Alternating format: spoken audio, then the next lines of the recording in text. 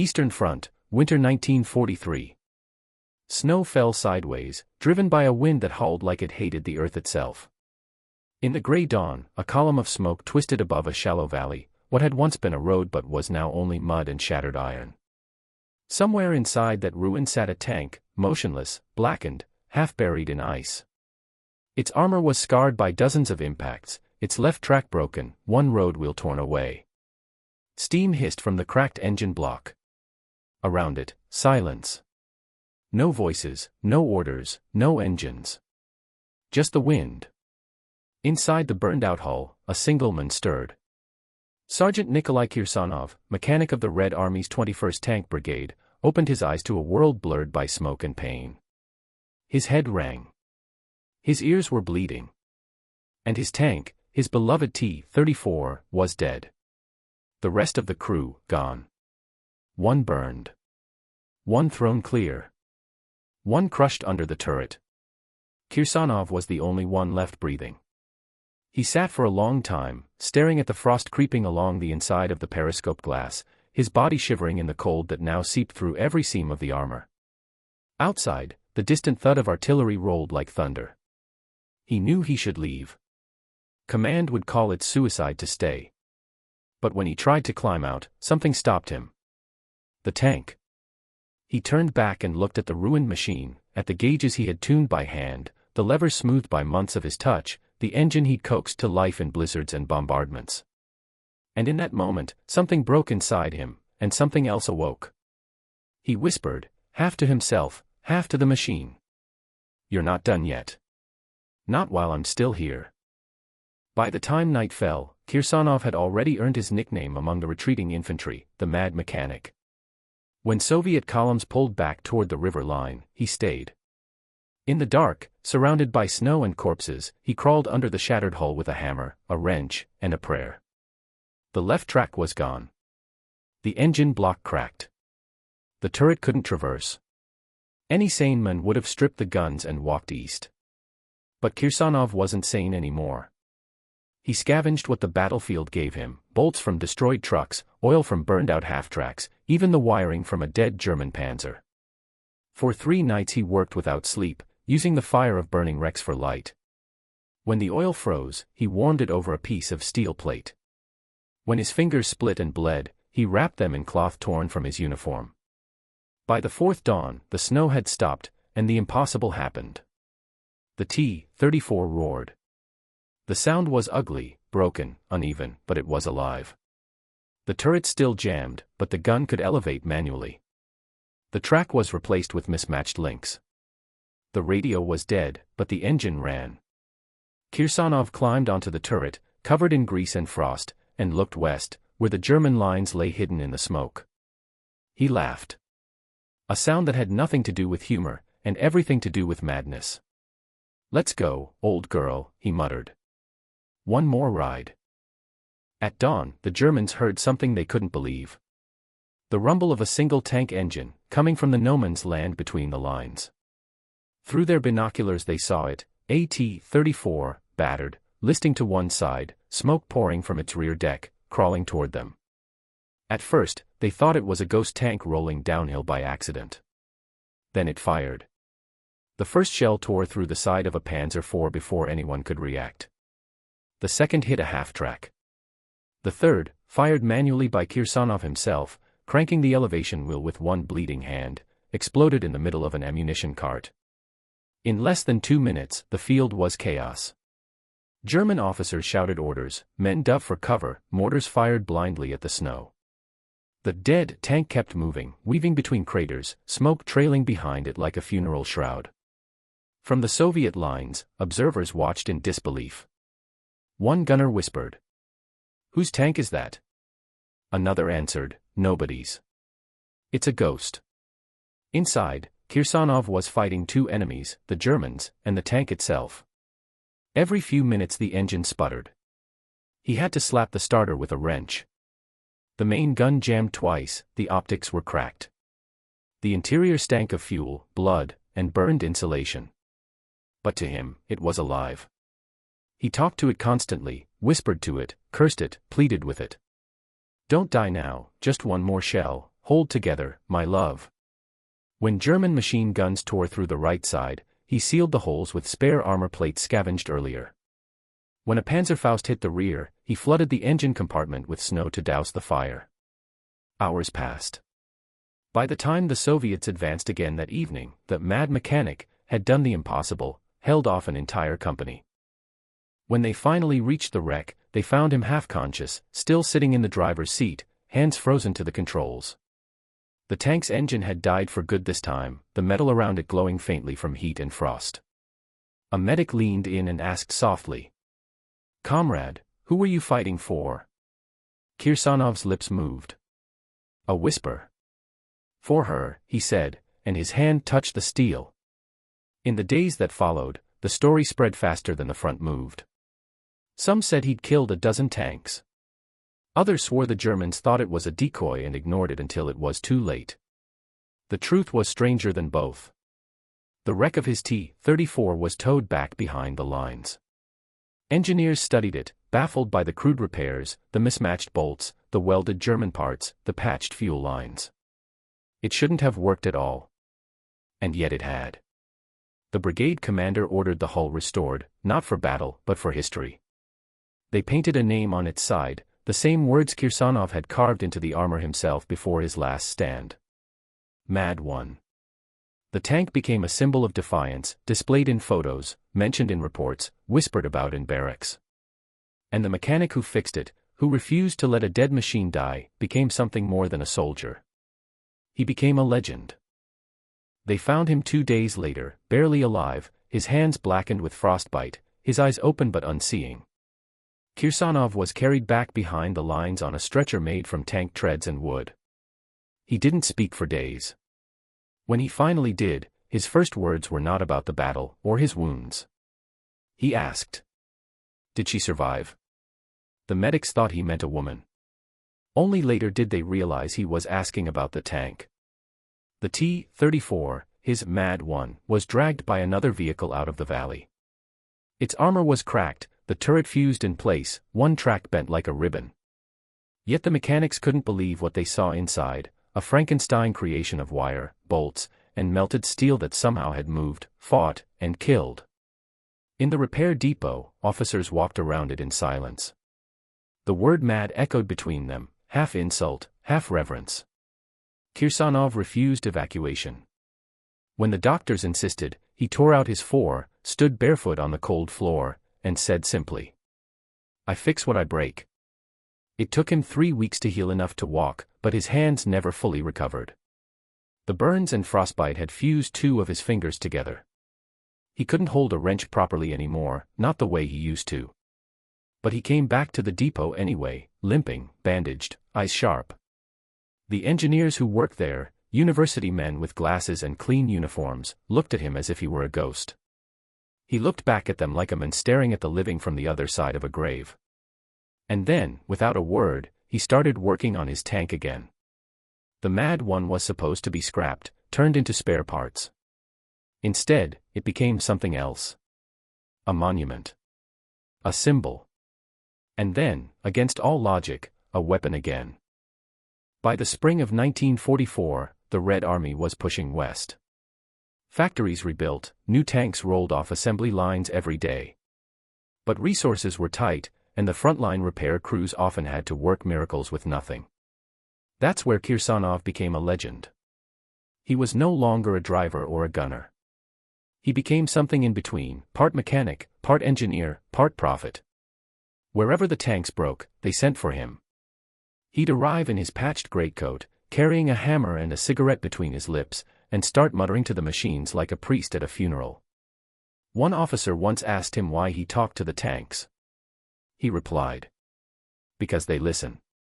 People don't." Soldiers began to believe the machines worked better after he touched them. When a T-34 wouldn't start, they'd say, "Call the mad mechanic." When a transmission seized, someone would whisper, "He'll make her breathe again." It wasn't superstition. It was desperation, and faith born from the memory of one man who refused to let steel die. The story of the Mad One reached Moscow through reports and letters. At first, senior officers dismissed it as battlefield folklore. But then they saw the data. Units that had been trained or repaired by Kirsanov's methods had fewer breakdowns, faster turnaround times, and higher survivability. A colonel came to see him in person. He found Kirsanov under a tank, covered in grease, humming quietly. "Sergeant Kirsanov," the colonel said, "they tell me you rebuilt a dead tank in the middle of battle." "Not rebuilt," Kirsanov answered. "Brought her back." "And how did you do that?" "You listen to her. The tank tells you what she needs. You just have to believe her." The colonel stared for a long moment. Then he said, "You're insane." "Yes," Kirsanov smiled. "But she ran, didn't she?" After that, they stopped calling him insane, at least, not to his face. When the order came to move west for the summer offensive, Kirsanov made a request that shocked everyone. He wanted the Mad 1 restored to combat duty. The engineers laughed. "That tank is finished. It's a museum piece." But Kirsanov didn't laugh. He stood before the rusted hull, laid his hand on its side, and said, "If she could fight once, she can fight again." For weeks he worked, day and night. When parts were missing, he made them. When tools failed, he improvised. When he couldn't lift something, he built a pulley out of chains and gears from a broken German Panzer. The Mad 1 began to look alive again, still scarred, still battered, but whole. He replaced the turret ring with one scavenged from a wrecked T-34/85. He rewired the ignition with pieces of aircraft cable. The gun was sleeved, the armor reinforced with spare tracks bolted across the hull. When he finished, the tank looked monstrous, asymmetrical, ugly, but powerful. Soldiers began calling it the Beast. On its side, the name, Mad 1, was painted again in red letters. The day Kirsanov drove the Mad 1 out of the depot, mechanics came out of their tents to watch. They expected it to stall, to explode, to fail. It didn't. The engine roared like thunder, black smoke belching from its exhausts, treads grinding against the frozen ground. He didn't wait for orders. He just drove, toward the west, toward the front, toward the fire. No one tried to stop him. Some saluted. Others crossed themselves. The legend was moving again. Through mud, snow, and the wreckage of cities, the Mad 1 rolled. Everywhere it went, stories followed. Villagers swore they'd seen it fight alone against a German convoy. Infantry claimed it appeared out of fog just when they thought they were finished. Commanders began to treat its presence as a good omen. Kirsanov himself said little. His crew, volunteers who insisted on joining him, described him as calm, quiet, and utterly fearless. He treated the tank as a living being. Before every battle, he would pat the armor and whisper, "Let's show them what madness can do." And every time, the tank came back, scarred, smoking, but alive. To the Wehrmacht, the Mad 1 became a problem, and a myth. Reports described a single Soviet tank operating unpredictably, attacking supply lines, ambushing convoys, vanishing into the forests. German officers began calling it der Verrücktpanzer, the Mad Tank. Some dismissed it as propaganda. Others weren't so sure. One field report from late 1944 described an engagement near the Vistula River. A damaged T-34, clearly of earlier model, appeared from the treeline. Despite visible damage and asymmetrical turret, it advanced at full speed. Our anti-tank fire struck it multiple times, with no apparent effect. It destroyed 2 vehicles and disappeared into the fog. Morale of troops severely affected. Even German tank crews began to fear the sound of a sputtering T-34 engine echoing in the distance. The legend of the Mad 1 reached its climax at the Vistula crossing in January 1945. The Red Army needed to secure a bridgehead under heavy German fire. Tanks bogged down in the frozen mud. Artillery zeroed in on the fords.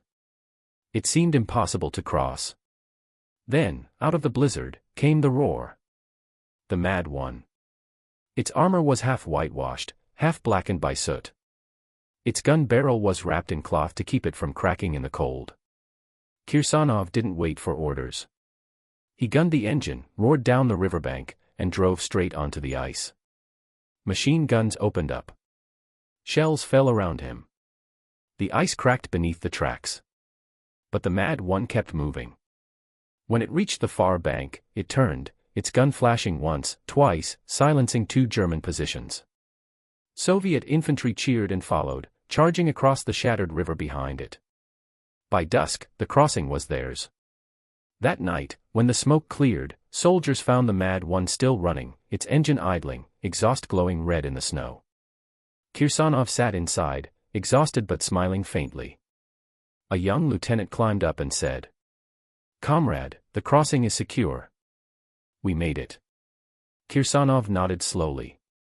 His eyes drifted toward the frozen river, where hundreds of men now stood alive because one tank had gone first. "She wanted to go," he murmured. "I just followed."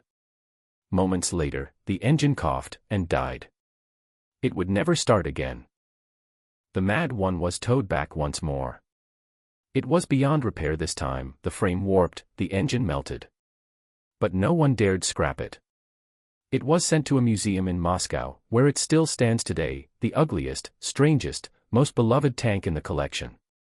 Next to it, a small plaque reads, T-34, nicknamed Bezemnaya, restored twice in combat by Sergeant N. Kirsanov.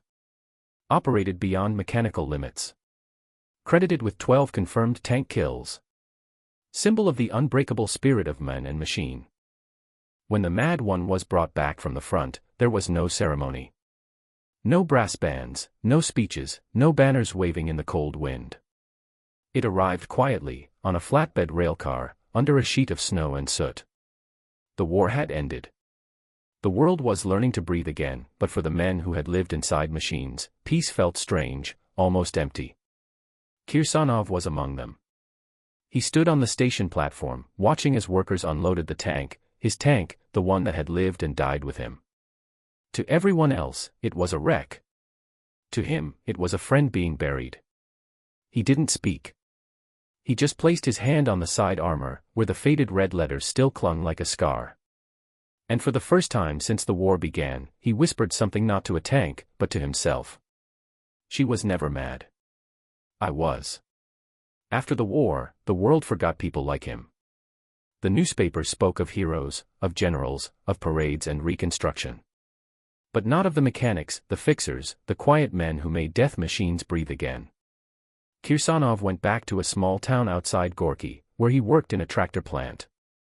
The noise was the same, engines, smoke, the smell of oil, but the purpose was different. Yet every time he tightened a bolt or heard an engine start, a memory stirred. Sometimes, he would stop mid-shift and stare into nothing. Workers joked that the mad mechanic was talking to ghosts again. They weren't wrong. He kept a small photograph on his workbench, of the Mad One on the Vistula crossing, half covered in snow, gun raised toward the fog. He never explained it to anyone. The tank itself sat in a Moscow warehouse for years, gathering dust. The war museums were full of cleaner, newer, shinier examples, the perfect T-34s, the prototypes, the models that looked good in photos. The Mad One was none of those things. It was ugly, misshapen, scarred. The turret didn't rotate properly. One track was crooked. But the engineers who moved it noticed something strange. The interior, though burned and rusted, was unlike any T-34 they'd ever seen. The wiring was handmade. The recoil system modified. There were strange weld marks, joints done by hand, patterns that didn't exist in factory design. One mechanic said quietly, "Whoever built this didn't follow plans. He followed something else." It was eventually transferred to a storage hangar marked, "Experimental Modifications." There it sat for almost 2 decades, forgotten, silent, half buried under tarps and time.